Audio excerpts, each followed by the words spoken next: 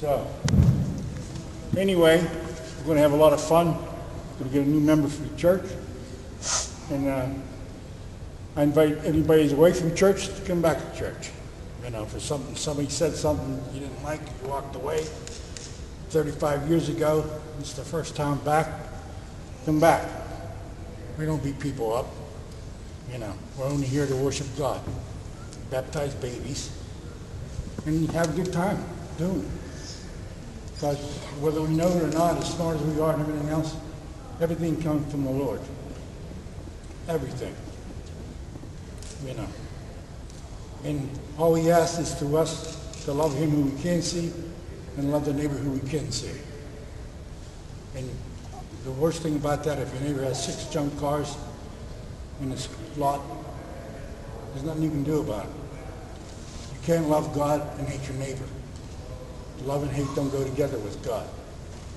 That's about as simple as you can get. So anyway, I've been here 20 years, 30 years, I don't even know anyone.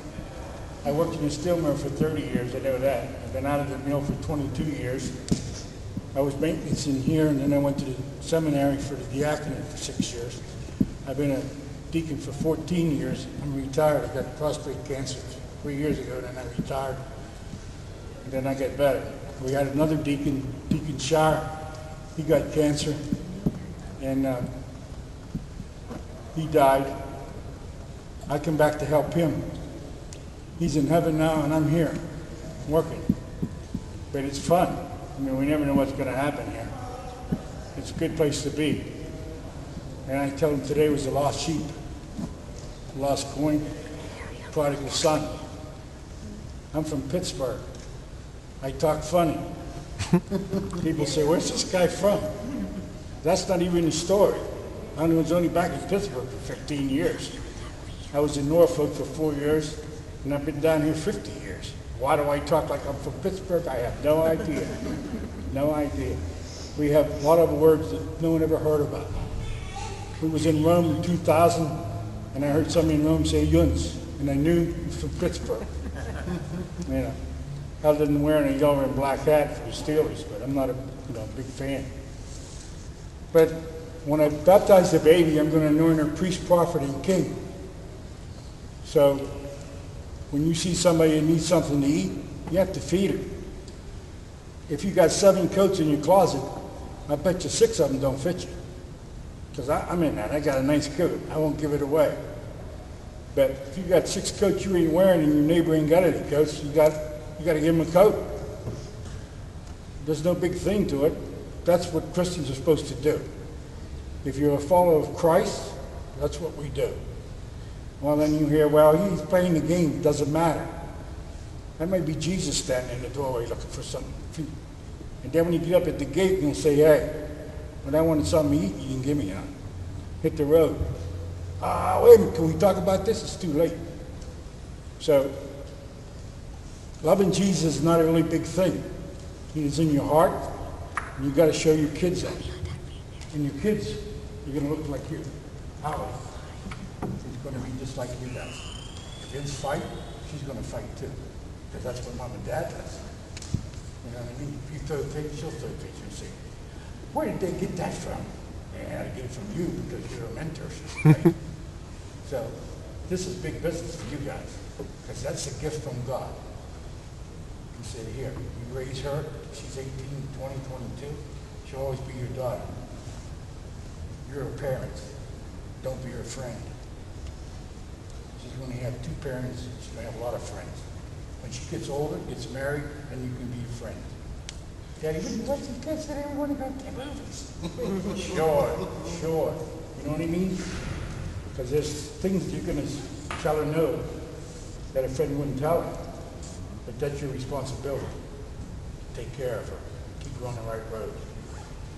When I'm 75 years old, and I swear, we had nothing like this.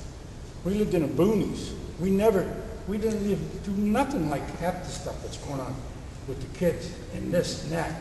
So we had it good. We didn't have nothing to eat. We didn't have to worry about no drugs, no cigarettes, nothing. You know, we got a TV, it was this big. And the only thing on the station was Kate Smith singing When the Moon Comes Over the Mountains.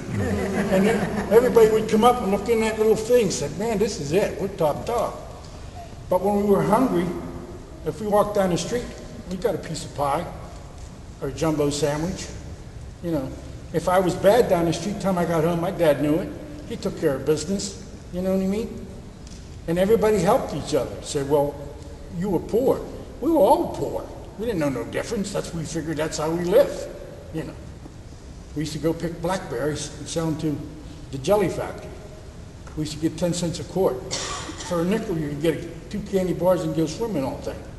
That's how we made our money. Elderberries, blackberries, you know. And we were fun. The guy said, well, you didn't have no computer. I said, I still don't know how to run a computer. I don't care. I'm over the computers. I'm at the top of the lane, and I'm ready to go to heaven, hopefully. You know, I got a track phone because I have a cabin upstate to get called to. My daughter got one. She's showing me pictures that going up, down, and I said, hey, that's nice. Yeah. But that's what we're into. I mean, 75 years old, I see them go to the moon. I see them fly. But I can't get all this stuff with all the computers and everything. So, you know. So that's not important to us. The important thing is the 2 commandments. Love me who you can see and love your neighbor who you can see. And you keep those 2, you ain't going to break the other 8. And then we're going to be happy. And when you go to the gate, I said this, there's a purgatory. I said, I hope there's a purgatory.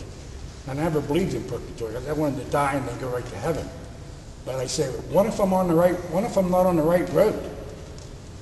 If I'm going down this road and this road's going to heaven and I'm on this road, I'm done.